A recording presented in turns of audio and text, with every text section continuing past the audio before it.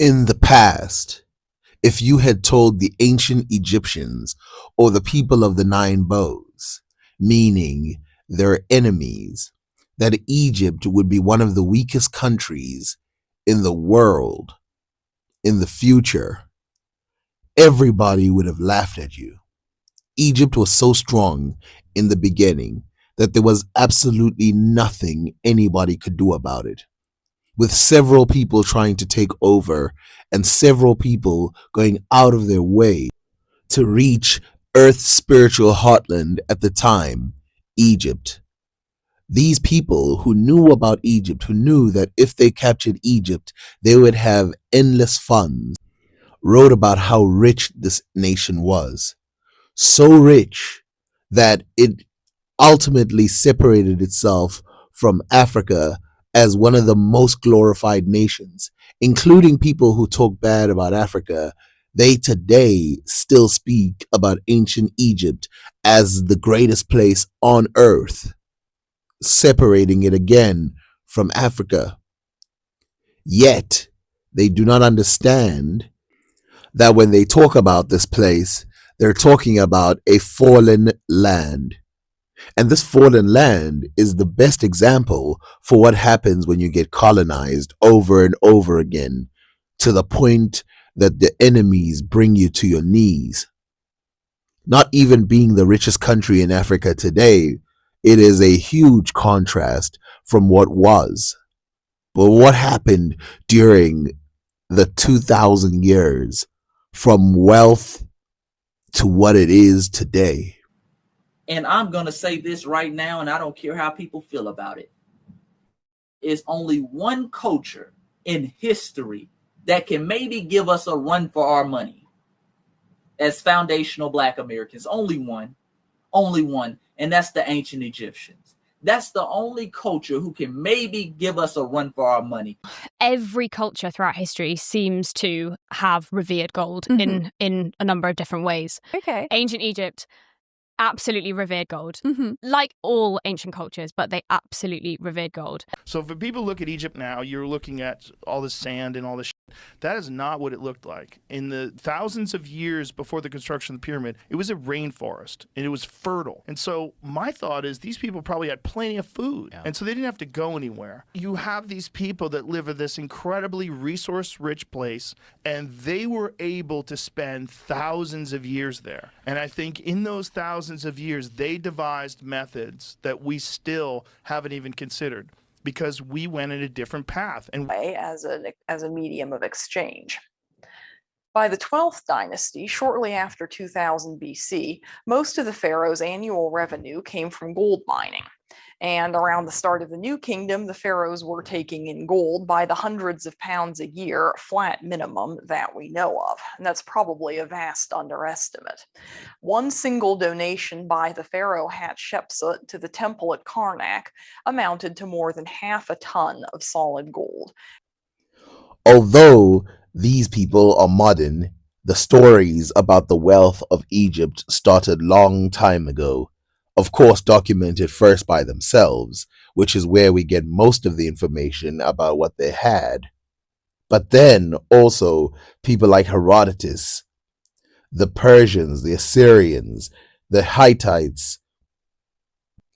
In fact, back in the day, ancient Egypt used to be a tourist site more than any other country in the world.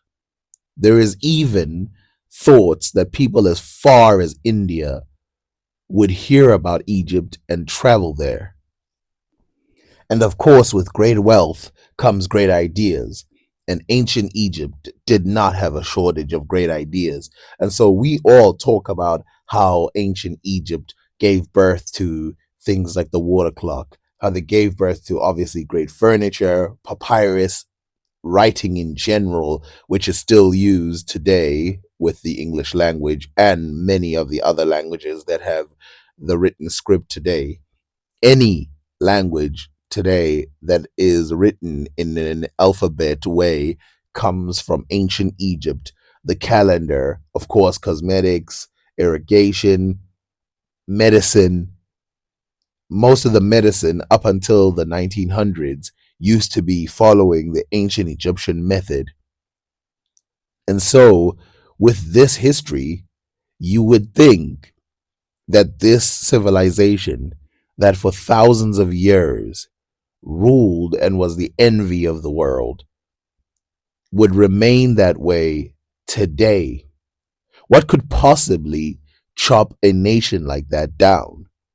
What could take it away from what it used to be?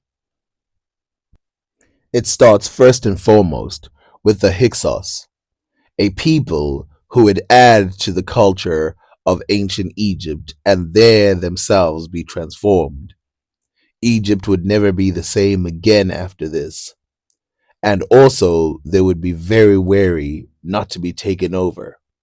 This does not help because they are taken over and over again. Every enemy they have ever made seems to have taken their time waiting for the perfect opportunity to strike. Because of the wealth of Egypt, they constantly won their country back. But in the 22nd dynasty, they would lose their country once again. Not the entire thing, but lose it enough to the Libyans. Starting from the last parts of the 24th and the 25th dynasty, they would find themselves in a straight to straight war with one of their oldest rivals slash friendships, which was the Kushites. The Kushites would take over Egypt, but this time they took over the entire thing. In fact, their writings about the wealth that was taken away from Egypt and sent to Jebel Barkal to create a similar place than that you see in Egypt is a well documented thing. Not only that, but some of the kings made sure that they used the Sinai, a place that was pretty holy to the ancient Egyptians, as a place to punish the wicked. And so some prisoners would just be left wandering the desert, some with their eyes removed. Without taking a break, the ancient Egyptians would be invaded again by another power, but this time from the Middle East. These invaders would come from Assyria. This is an Assyrian helmet, and you can see it clearly displayed when they capture the Kushites, which makes it impossible for people to deny the history of the Kushites taking over Egypt. This image clearly shows Kushites being driven away, but these are not just any Kushites. This is the royal army. Most of the army of the Kushites fled at the order of the king or the pharaoh, and they moved further south so that they would not be captured. You can see that the Assyrians in this image still have the same helmet.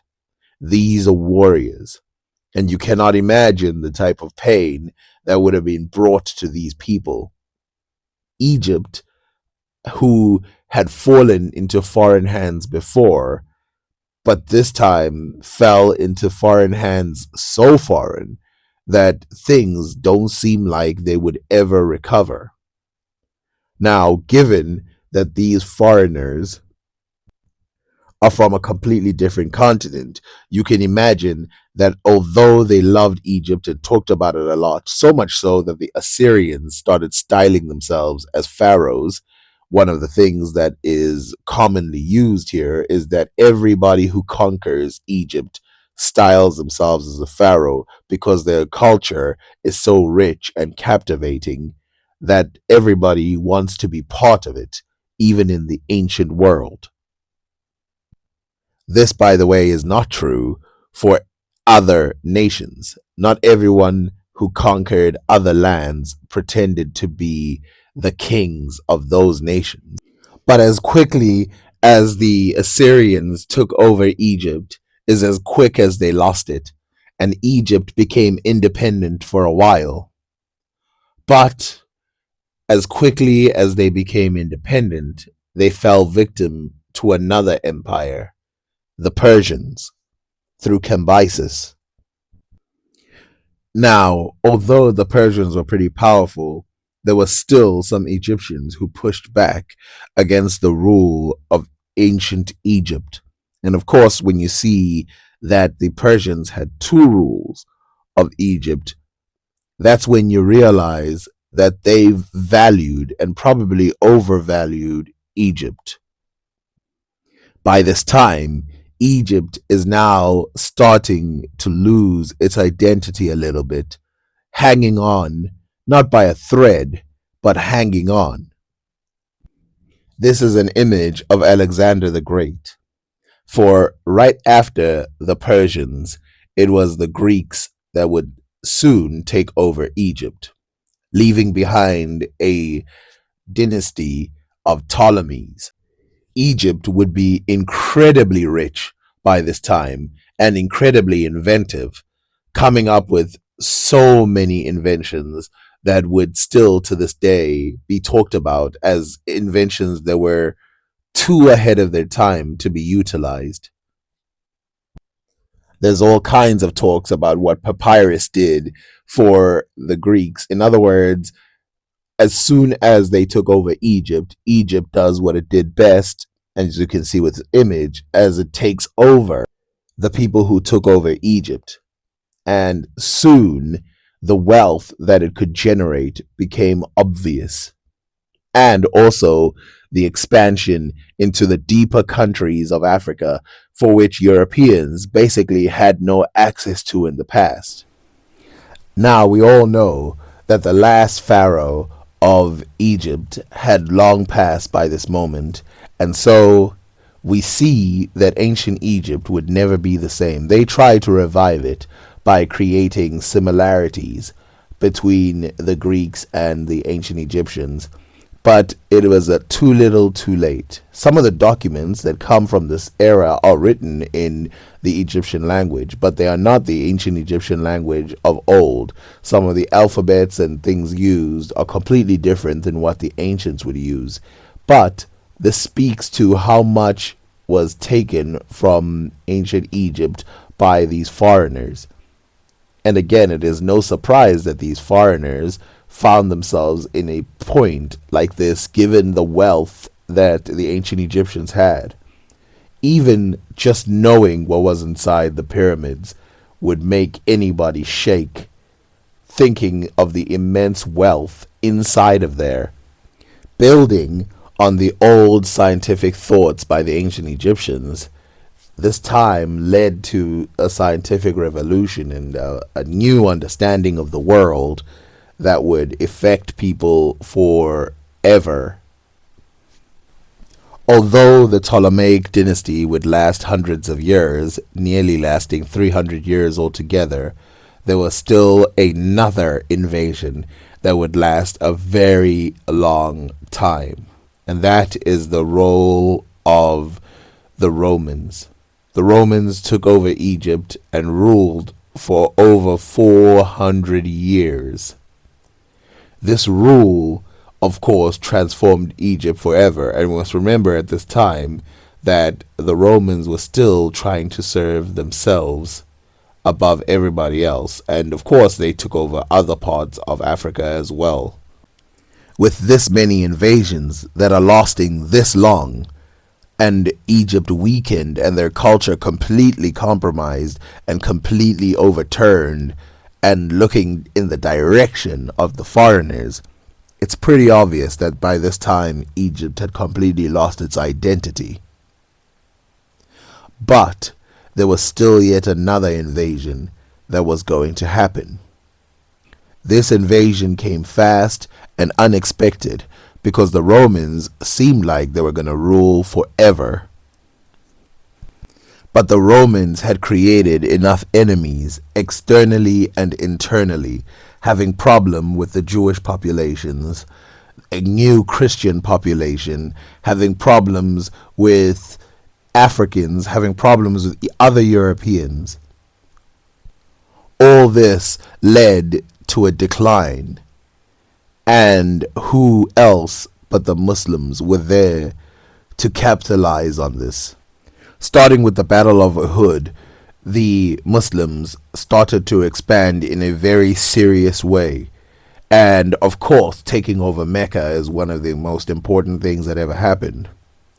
Having someone like Abu Bakr expand the empire first was one of the most important things that happened. And then right after Abu Bakr, Omar came in. Omar ibn al-Khattab would launch a war against the Byzantines and win. Some of these stories have been documented as far as the Swahili coast. Clearly, Muslims around the world, including Africa, were fairly proud of this history. This network of rulers, including Abu Bakr, were known as the Rashidun Caliphate. The Rashidun Caliphate would continue to expand even through the reign of Uthman, who came right after Omar. But after this, it started to fall into civil war. Now, before we carry on, I want to explain something. All of these civilizations, be they foreign to Egypt, were fairly rich. From the Kushites all the way to the Romans and the Muslims, they had incredible wealth. These are civilizations that would be considered in the top 3 of the world in their time. So although Egypt was now basically run by foreigners who had been there for hundreds of years at this time, this still does not explain the poverty that would then come afterwards, leading to some of the people who entered from Europe later describing immense poverty in Egypt later. But there would still be more prosperity, as there are several other Muslim reigns that would come after the Rashidun. And the Islamic rulers would of course start with the Rashidun Caliphate, the Umayyad Caliphate, the Abbasid Caliphate, the Tulanid, the Ikshidid, the Fatimid Caliphate, Ayyubid Sultanate, and then the Mamluk Sultanates. Again, still representing some of the wealthiest in the world in Egypt necessarily. Of course, these were ruled from, most of them were ruled from outside of Egypt, but then with the Mamluks and some of the others, they ruled from within Egypt. And when they ruled, they still had immense wealth. It had been almost 1,000 years since Europeans had taken over Egypt, with the people like the Greeks and Romans being part of that takeover. This 1,000-year period that led to a completely independent state was about to come to an end, but it was going to come to a more violent end than Egypt had ever experienced. The people now of Egypt, you can safely say, had been transformed over and over again. Slavery was a thing, moving people all about on earth, communication with different parts of the world. But there was an empire that was less interested in the thriving of Egypt and more in the thriving of itself. And these were the European Ottomans. These Ottomans, although they point to the East because of their Islamic past, still were Europeans. And in fact, they are Europeans who are highly tied to ancient Greece, ruling from Istanbul, Istanbul being formerly known as Constantinople. After this, there was the 3-year invasion by the French. And then, again, Egypt was fully in the hands of the Ottoman with Muhammad Ali Pasha. Muhammad Ali is known as the founder of modern Egypt. And although Egypt would never become the same as what it was before, it started to get a little bit back from what it had, and it was starting to become its own country in a way. But then something happened that would affect the whole of Africa the same, including Egypt.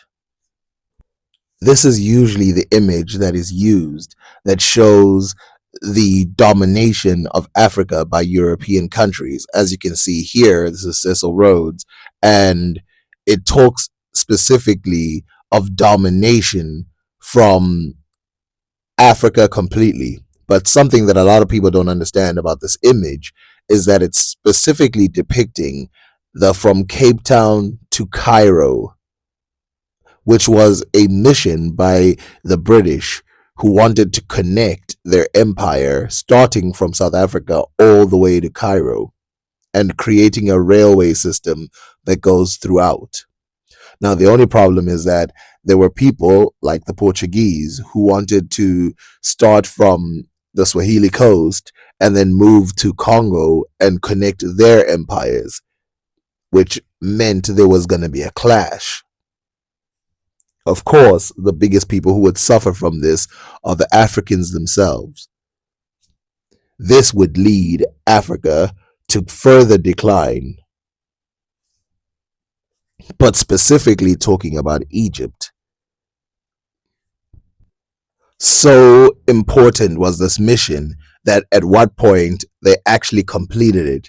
As you can see, these are the nations that were conquered by the British. And from Egypt to Cape Town. Now, what do you think this meant for the people living in these lands? If this is what had happened, which is exactly what happened, then where does it leave the Egyptians? Something that people do not realize because they like to talk about dictatorship and all these other things, corruption and lack of investments when they talk about Africa. But then when it comes to Egypt, those same things had existed for hundreds of years. But yet there was one thing that separated their wealth, and that was their wealth being taken away from them by the several empires that wanted to. So when you hear the argument, the flimsy argument, that the reason why Africa is destitute is because they have always been destitute, you always have to bring up Egypt and ask them. And first of all, do not fall in the trap of getting into a debate about whether the ancient Egyptians were black or not. What you have to do is just ask them, say, okay, I will accept that the modern Egyptians are the ancient Egyptians. Now, please tell me, why is it that these ancient Egyptians who are quote unquote still around, why is it that they're not as wealthy? Why is it that they're not as productive today in their inventions as they were in the past, almost literally inventing writing in a truly African way? Why is it that this one area that basically used to transform the rest of the world is now an area that gets ideas poured onto them? Once you learn this true history, once you understand that it has nothing to do with the Africa is broken because of this and the wars that never start and this and the wars that never stop and this and that, you will understand that all this is a result of this type of colonization. Remember, of course, that Africa had had all types of colonization, but this one was different. We could talk about the slave trade and all of that, but we are not talking about other parts of Africa. We're talking specifically about Egypt. And this is where you see the difference. They will talk all kinds of things, but again, come back to Egypt and ask them, okay, I accept everything else you say. We were involved in selling our own people. We accept all of that. Now explain Egypt. Why is it that the nation of gold, the ancient nation of gold, has been reduced to having the same GDP, which ironically to another nation of gold, South Africa, which in modern times used to be one of the highest suppliers of gold, It's kind of lost that now to China, but it used to be one of the highest suppliers of gold in the world, although the majority of the people did not benefit from it, which tells you about the type of rule that we have been living under. Let all those with ears hear this and hear it clearly. The majority of the reason that Africa and Africans from the diaspora have been affected the way that they have is clearly because of colonization, and no excuse can explain that away. Like, share, subscribe, tell somebody about the video, watch it, do what you got to do. Thank you very much.